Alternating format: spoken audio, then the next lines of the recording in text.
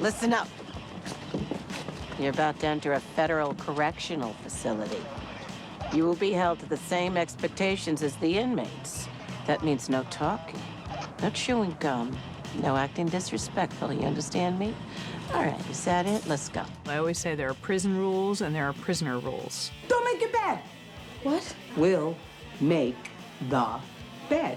We're constantly being watched. That affects us as prisoners. You don't have any freedom at all. And that's scary. Watch yourself, little girl. This is not America. This is the Lich. And I've been here a long while. It's all about survival. There are hidden rules that everyone has and understands, and it's mostly like keep to yourself, stay with your group, don't cross any lines, don't use our restrooms, and we're good. The rules of Litchfield are grounded in the rules within the real Bureau of Prisons. I still have my copy of the prison handbook from when I was a prisoner, and I've shared that with the writing staff. And I would say that probably not a lot has changed.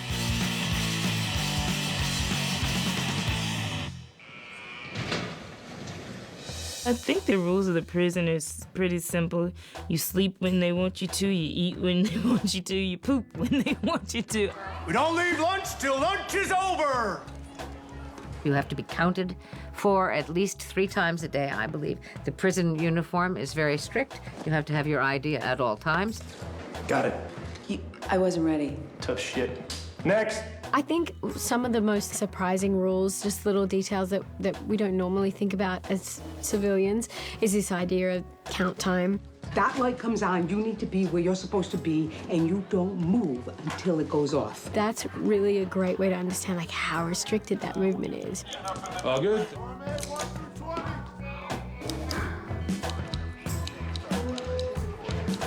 All clear. If you have a big fight, if you use a tool for an aggressive or violent act, a screwdriver, a knife, any of that is a major transgression and you can be punished. A screwdriver is considered a deadly weapon. That is another 5 years on your sentence if you are caught with it in your possession. Other things that aren't allowed, obviously, are like drugs and weapons. I mean, all the quintessential no-nos. The touching rules during visiting hours, like a hug at the beginning, a hug at the end, not too long, not too passionate. That's enough. What is that? You're aching for physical contact. You're just not allowed to have it. That affects the way we like behave and interact with each other. Our only release from being in this thing where we're constantly being watched. Hey, Rabbit Pearl. Authority always sucks. I hate authority. I hate authority figures. Don't want to go to jail. Don't like being told what to do. I think that we all tend to like wanna not break a rule, but they kind of get that urge to break the rule to see where it can take them, in the sense that, you know, maybe if I break this rule, I could get away with it. One of the things that is really difficult about life in prison is that rules can be very arbitrarily enforced. One CO might enforce a rule consistently, whereas another CO enforces a rule not at all. And that creates this incredible uncertainty for prisoners about which way things are really going to go. That is the most challenging thing, is not having any control. This is a mandatory random bunk inspection. I need to thoroughly search your cubicle for contraband. Porn stash doesn't really care for the rules. I think he thinks he's above the rules. I think the power that he's given as a correctional officer over the other inmates has given him a very inflated sense of self and ego.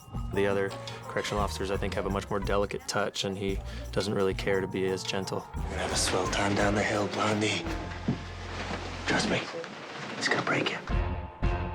I think Bennett, at least starting out, still views the inmates as people, and I think doesn't want to have to get people in trouble. That's not a perk of the job for him, unlike perhaps with Porn Stash. Can I have some gum? Sorry, can't do that. Inmates aren't allowed. I get it. You can't give special treatment. It looked funny, like I liked you.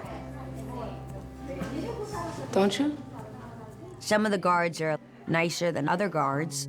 However, the truth is, anybody can take this tiny, tiny glimmer of freedom you have within a situation where you have no freedom. They can take that last remaining bit from you, you know? So that's a terrifying way to live. It looked like attempted rape to me. Take her to SHU. What?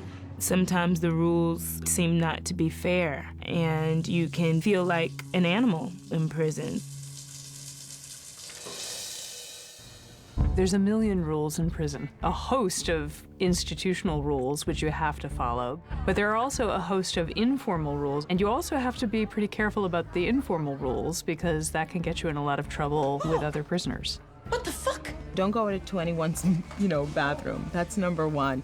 Number two, make sure you don't complain about the food. If you do, you might go without eating for a while. Next. They're all like really small, like minuscule things, but they're so important. Like whoever thought you can't sleep in your bed, you have to sleep on top of it, on top of the covers. But if you don't, then it's like a huge faux pas. What if I want to sleep in the bed? Look, you can do what you want, but you will be the only one in this entire prison that does. You want that?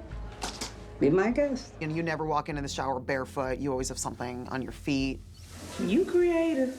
I give you that high tits. The hierarchy within the prisoners, I think a lot comes from seniority and the women who've been there for a long time. That's your bed. These are your hooks. I am nobody's cleaning lady. Piper really quickly realizes that the rules that worked on the outside, that she was quite adept at playing within, don't mean anything in prison.